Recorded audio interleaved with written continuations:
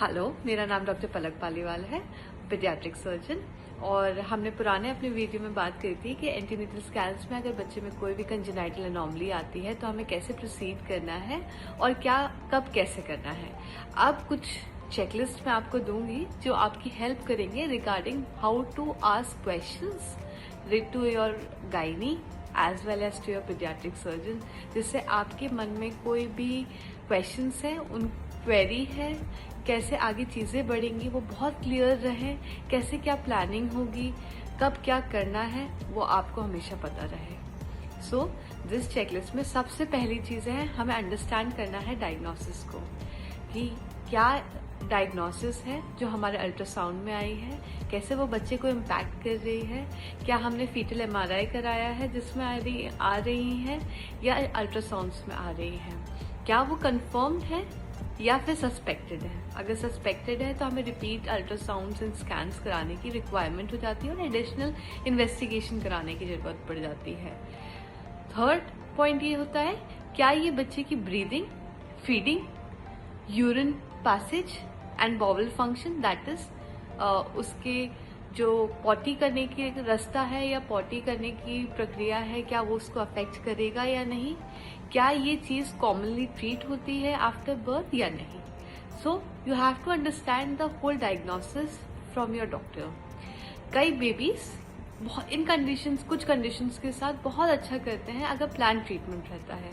So planning is most important for such pregnancies. जो second question है, क्या हमें एडिशनल टेस्ट की रिक्वायरमेंट है, उन एडिशनल टेस्ट में क्या क्या हो सकता है। 3D अल्ट्रासाउंड हो सकता है, फीटल एमआरआई हो सकती है, 2D eco for cardiac anomalies हो सकती है, जेनेटिक टेस्टिंग की रिक्वायरमेंट है या नहीं है वो देख सकते हैं, और बच्चे की ग्रोथ मॉनिटरिंग के स्कैन्स कैसे और कब प्लान करने हैं। थर्ड है हमें प्लान करना है डिलीवरी, कि बच्चे की डिलीवरी हमें कहाँ करानी है, दैट इज मोस्ट इम्पॉर्टेंट। हमें ऐसे हॉस्पिटल में कराने की जरूरत है जहाँ पे एनआईसी और पीडियाट्रिक सर्जरी टीम अवेलेबल हो, ताकि प्रॉम्प्टली बच्चा ट्रीट हो सके। मोड ऑफ डिलीवरी क्या होगी, क्या हम नॉर्मल डिलीवरी के लिए प्रोसीड कर सकते हैं या हमें सिजेरियन के लिए प्रोसीड करना पड़ेगा। एक्सपेक्टेड जेस्टेशनल एज, मतलब बच्चे को जल्दी हमें बर्थ तो नहीं देने की जरूरत है या प्रीमेच्योरली उसको जल्दी करने की तो जरूरत नहीं है ट्रीट करने के लिए, या हम पूरे टर्म तक अपना प्रेगनेंसी कंटिन्यू कर सकते हैं। That is the question that you need to ask your gynae and paediatric surgeon team. Also you have to know the emergency signs during pregnancy, जो आप अपने डॉक्टर से पूछेंगे कि ऐसी कौन से इमरजेंसी साइंस है जिसके लिए मुझे आपके पास तुरंत आने की जरूरत है। Now the fourth important point है meeting the paediatric surgeon before birth. So you have to meet your paediatric surgeon and you have to ask about the baby's condition. You have to ask whether the surgery will be needed, तुरंत में या बाद में भी plan की जा सकती है। तीसरा कि है ना, chance of survival and long term outcomes क्या होगा बच्चे का, बच्चे की लाइफ कैसे उस चीज से अफेक्ट होगी, क्या वो नॉर्मल लाइफ जी सकता है या वो मैनेज करना पड़ेगा हमें उस लाइफ को। फोर्थ इंपॉर्टेंट है कि हॉस्पिटल स्टे आफ्टर बर्थ क्या हो सकता है, that is important to ask, कि हॉस्पिटल स्टे बच्चे का कितना लंबा रहेगा, मदर का स्टे कितना लंबा रहेगा और उसको कैसे मैनेज करना है।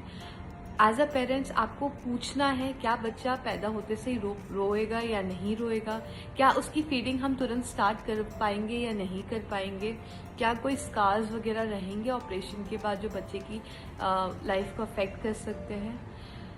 फिफ्थ इंपॉर्टेंट पॉइंट है what happens just after the birth. Baby को एनआईसीयू की रिक्वायरमेंट हो सकती है for observation, feeding tubes and ivy fluids की रिक्वायरमेंट हो सकती है, ब्रीदिंग सपोर्ट की रिक्वायरमेंट हो सकती है।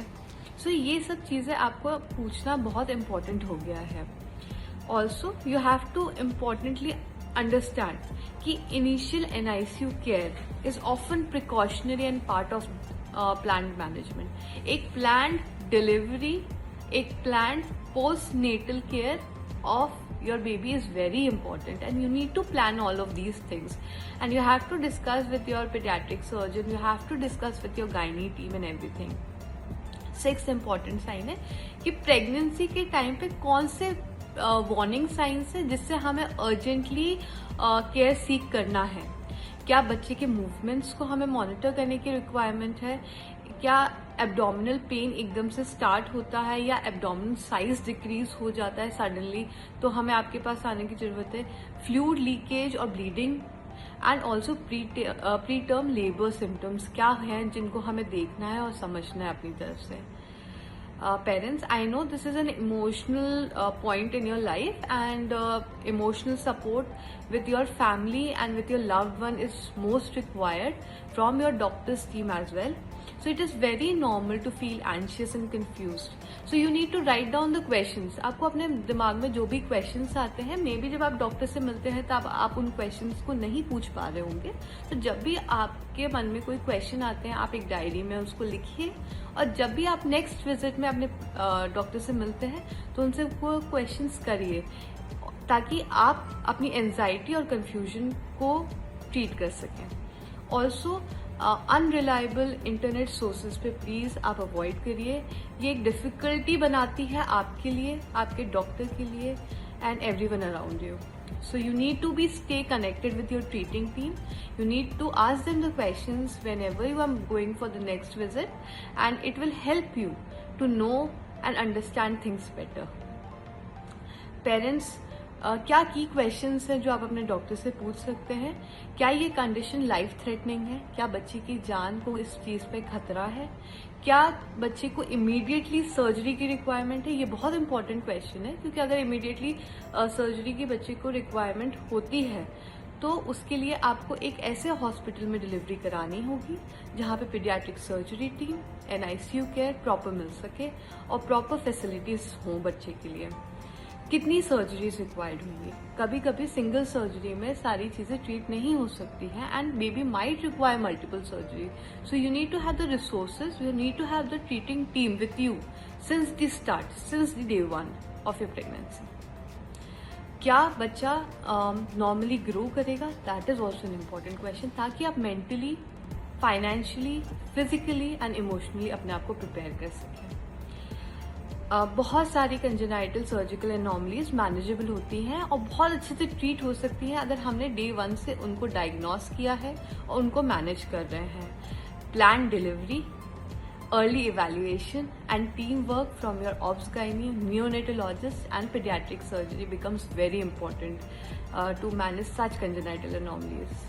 So parents, अगर आपके बच्चे में ऐसी कोई भी congenital anomaly है जिससे आप परेशान हैं, जिससे आप अफेक्टेड हैं, तो प्लीज़ ये क्वेश्चंस हैं, ये चेकलिस्ट है जो आपको हेल्प करेगी और गाइड करेगी आगे चीज़ें प्रोसीड करने के लिए। अगर आपको ये वीडियो अच्छा लगा हो तो लाइक, शेयर एंड सब्सक्राइब करें। आपको कोई भी इशू हो तो आप मुझे कमेंट सेक्शन पे मैसेज कर सकते हैं। I make sure that I will get back to you. Thank you for watching.